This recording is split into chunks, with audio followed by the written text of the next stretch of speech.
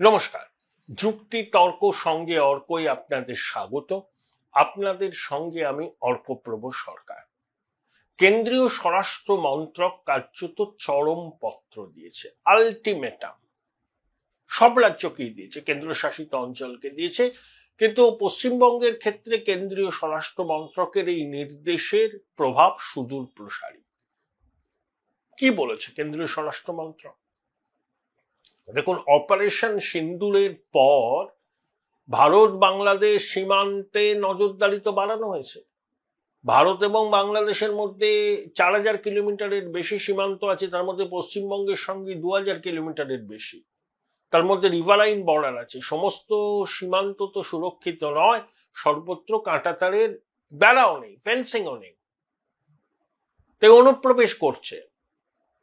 এখন হয়তো কম, অতীতেও করছে, এখনো হচ্ছে, এবং বিএসএফ এর একটা অংশ যে এই অনুপ্রবেশের জন্য দায়ী সেটা নিয়েও কোনো সন্দেহের অবকাশ নেই। গরু পাচার, মাদক পাচার কি করে হয়? বিএসএফ এর একটা অংশের সমর্থন ছাড়া। এই জন্য বিএসএফ এর কমান্ডারকে গ্রেপ্তার করেছিল না গরু পাচার কাণ্ডে ইডি।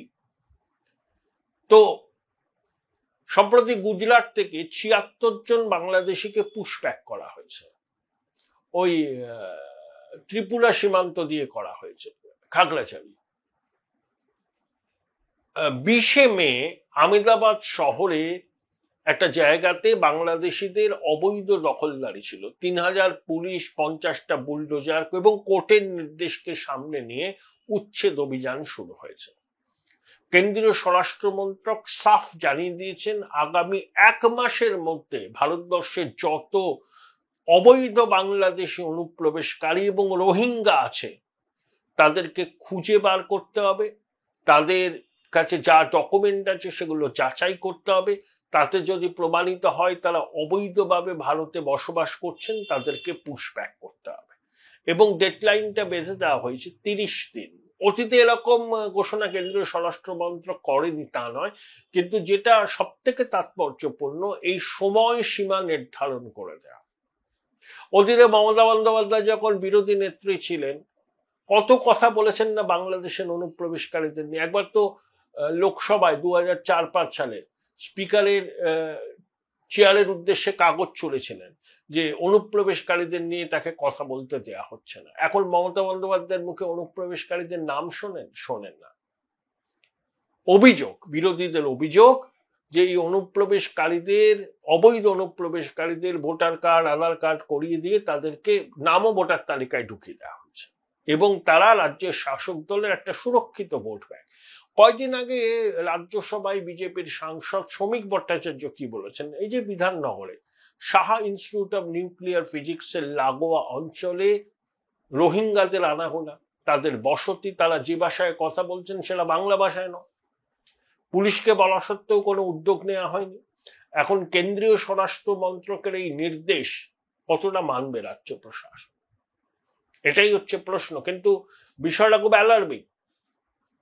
কোথায় রোহিঙ্গা জঙ্গি ঢুকে আছে, কোথায় বাংলাদেশ থেকে ঢুকে এসে এখানে জঙ্গি কার্যকলাপ করছে, স্লিপার সেলের কাজ করছে, এগুলো তো আমাদের জানতে হবে। দেখুন, এই কয়েকদিন আগেই তো আমরা ভারত বাংলাদেশ সীমান্ত নদিয়া থেকে একজন আনসার আল্লাহ বাংলা স্লিপার সেলের সদস্যকে পেয়েছি, গুয়াহাটি থেকে পেয়েছি, কেরল থেকে পেয়েছি। এই কয়েকদিন আগে বীরভূম থেকে, দক্ষিণ চব্বিশ পরগনা থেকে জঙ্গিদের স্লিপার সেলের সদস্যদের খুঁজে বের করেছে রাজ্যের এসটিএফ। খাগড়াগড় বিস্ফোরণে বাংলাদেশের যোগ ছিল। যেহেতু সীমান্তবর্তী অঞ্চল, অনুপ্রবেশ অতীতেও হয়েছে, এখনো হচ্ছে, কম বেশি, বন্ধ করা যায়নি। এই জনারণ্যে মিশে যায়, একই রকম কথা বলে। এখন তো দেখতেই পাচ্ছেন যে আধার কার্ড, পাসপোর্ট সবই বার করে দিচ্ছে জাল করে। এরকম একটা লোককে তো ধরাও হয়েছে। তা ওই পরিচয়পত্র জোগাড় করা খুব একটা বড় ব্যাপার নয়। 2026-এ পশ্চিমবঙ্গ আসামের নির্বাচন, সেখানে অনুপ্রবেশ একটা বড় বিষয়। জাতীয় সুরক্ষার বিষয়টাও কেন্দ্রীয় স্বরাষ্ট্র মন্ত্রকের বিবেচনায় আছে, এবং একই সঙ্গে ভোটমুখী পশ্চিমবঙ্গ এবং আসামে যদি অনুপ্রবেশকারীদের চিহ্নিত করে পুশব্যাক করানো যায়, তার একটা পলিটিক্যাল ডিভিডেন্ডও কিন্তু কেন্দ্রের শাসক দল পেতে পারে। কারণ এই বাংলাদেশে অনুপ্রবেশকারী এবং রোহিঙ্গাদের নিয়ে বিজেপি ভীষণ সরব। দেখুন, ভারতবর্ষ তার কোনো ধর্মশালা নয় যে যখন আসবে তাকে আশ্রয় দিতে হবে।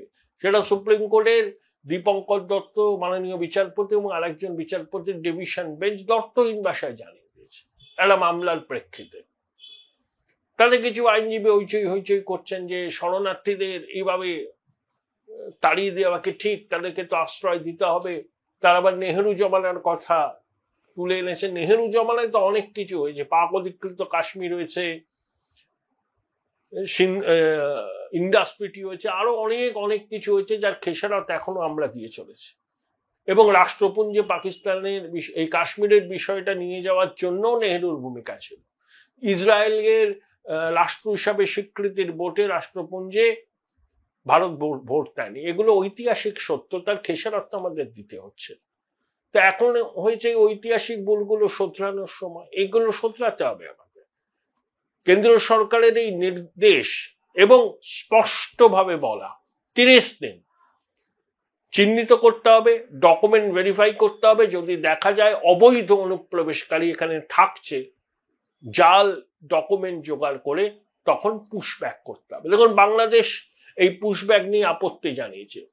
সীমান্তে এই পুশব্যাকের খবর এলেই বাংলাদেশের ওপারে মসজিদ থেকে ঘোষণা করা হচ্ছে বাংলাদেশের নাগরিকরা সীমান্তে চলে যাচ্ছে, উত্তেজনা সৃষ্টি হচ্ছে। এগুলো হবে, কিন্তু তা সত্ত্বেও অবৈধ অনুপ্রবেশকারীদের আমাদের তাদের দেশে ফেরাতে হবে, যে কোনো ভাবে ফেরাতে হবে। অবৈধ অনুপ্রবেশকারী রোহিঙ্গাদের কোনো স্থান ভারতবর্ষে নেই। যারা রোহিঙ্গাদের মাথায় তুলে রাখতে চায় রাখতে পারে, আমরা দেব না, এটা স্পষ্ট। এটা ভারতবাসীর সিংহভাগ অংশের মত এবং কেন্দ্রীয় সরকারেরও একমত। মানবিকতা দেখাতে দেখাতে আমরা আমাদের দেয়ালে পিঠ থেকে গেছে। এই যে সন্ত্রাসবাদী হামলা হচ্ছে বিভিন্ন জায়গায়, স্লিপার সেল ধরা পড়ছে, বিস্ফোরক নিয়ে ধরা পড়ছে, দেখবেন যোগসূত্র আছে। অনেকে বলেন না সন্ত্রাসবাদীদের কোনো ধর্ম হয় না, এরা মানবতার শত্রু, কিন্তু পৃথিবীতে যে সন্ত্রাসবাদী কার্যকলাপ হয় তার 99% সঙ্গে ইসলামিক জঙ্গিরা যুক্ত, এটাও সত্য, অস্বীকার করার কোনো উপায় নেই। এই রোহিঙ্গারা অনেক ক্রিমিনাল অ্যাক্টিভিটির সঙ্গে যুক্ত হয়ে পড়ছেন। অবৈধভাবে বাংলাদেশ থেকে যারা এখানে এসছেন তারা নাম পরিচয় পাল্টে একেবারে ভারতীয় নাগরিক হয়ে যাচ্ছেন, নানা কাজের সঙ্গে যুক্ত হচ্ছেন। তাদের মধ্যে সন্ত্রাসবাদীদের মডিউল আছে। প্রথম কথা, এই অবৈধ অনুপ্রবেশকারীদের জন্য ভারতীয়দের জন্য তো শ্রমের বাজারটা সংকুচিত হচ্ছে, এটাও তো মাথায় রাখতে হবে। 140 কোটির দেশ। সুপ্রিম কোর্ট কি বলেছে যে আমাদের যে বিপুল জনসংখ্যা, সেই জনসংখ্যা নিয়ে তো আমরা সমস্যায় থাকি।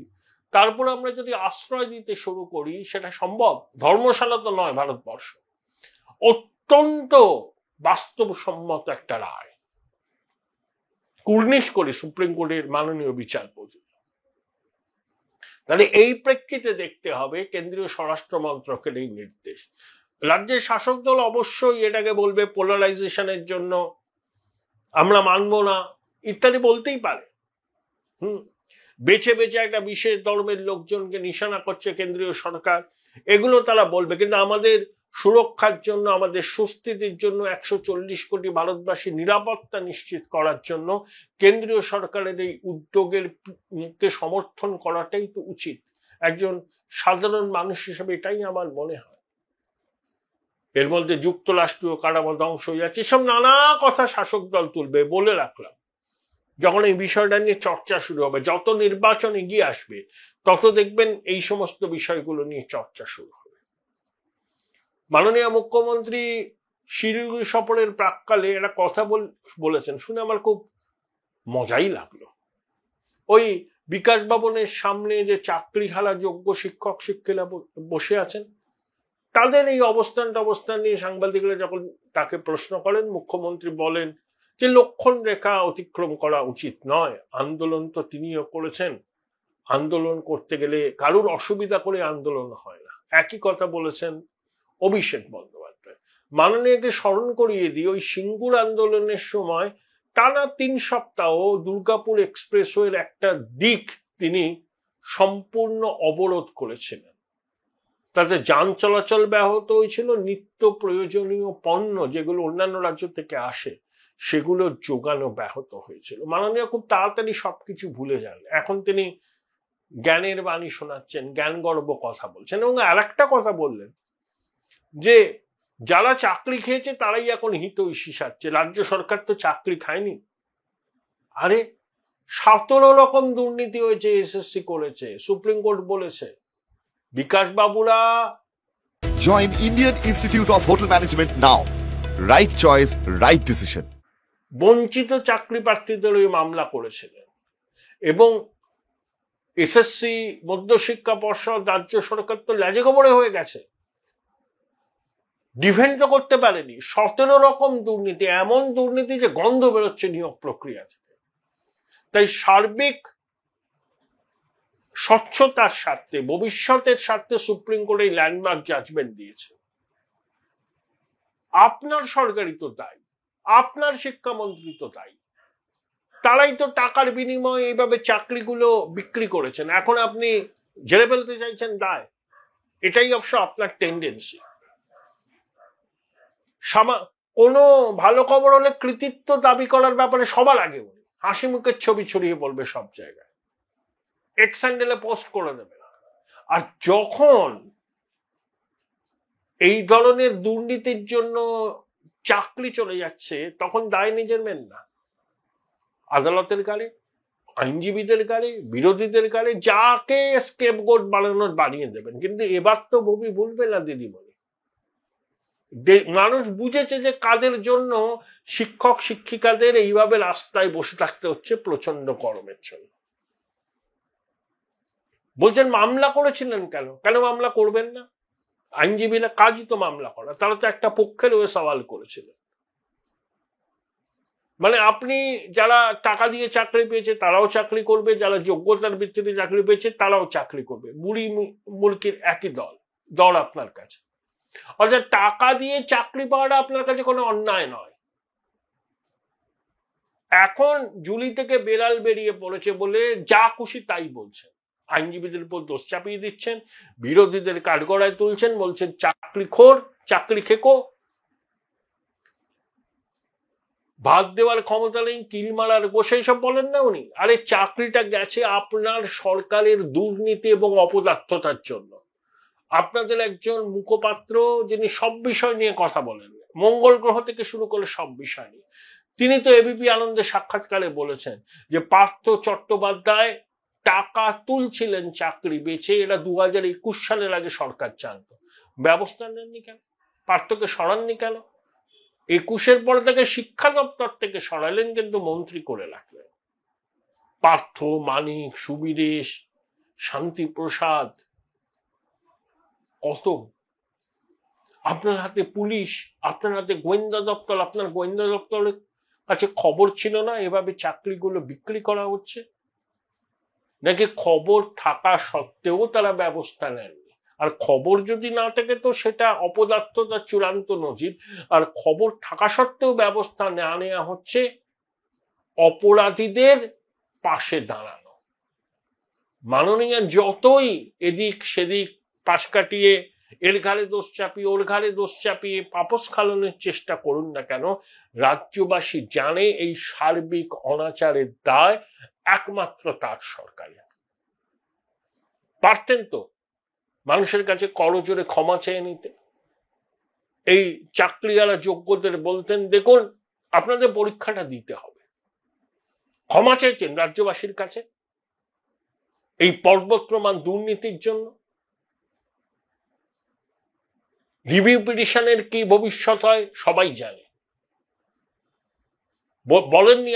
আপনি বলেননি, আপনার শিক্ষা মন্ত্রক বলেনি ওই যোগ্য চাকরিহারাদের কিছু করার নেই, আপনারা যদি পরীক্ষা দিতে চান প্রস্তুতি দিন।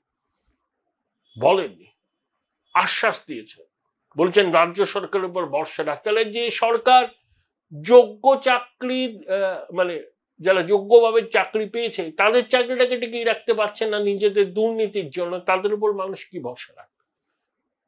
তাই রাখি সহ বিসর্জন হয়ে গেছে। সামনে ভোট, আবার প্রাথমিকের এই আদালতের রায় কি হবে তা নিয়েও মাননীয়ার দুশ্চিন্তা। দিয়ে দিতে হবে 25%, এটা নিয়েও দুশ্চিন্তা। সব দায় হচ্ছে আইনজীবীদের, বিরোধীদের। তিনি হচ্ছেন ধোয়া তুলসী পাতা, কিচ্ছু জানেন না। ভারী চমৎকার। এইসব কথা শুনলে খুব মজা লাগে, দুঃখ হয়, কারণ ঈশ্বর পরিত্যক্ত বঙ্গদেশে এটাই বোধহয়